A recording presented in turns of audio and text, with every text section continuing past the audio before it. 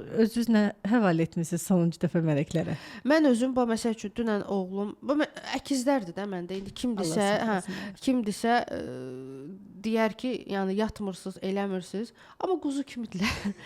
Çünki biraz ağlayan kimi avtomatik onların iki mələklərini onları aktiv eləyirəm. Yatırlar, yeyirlər, içirlər, yatırlar. Şükür Allah. Nə deyirsiniz baxın mələklərə? Öz dilinizdə danışın onlarla. Onlarla xüsusi dildə danışmaq lazımdır. Onlarla xüsusi ərəb əlifbası ilə danışmaq lazımdır. Onlara sadəcə deyirsən ki, gəl, mən səni köməyinə istəyirəm.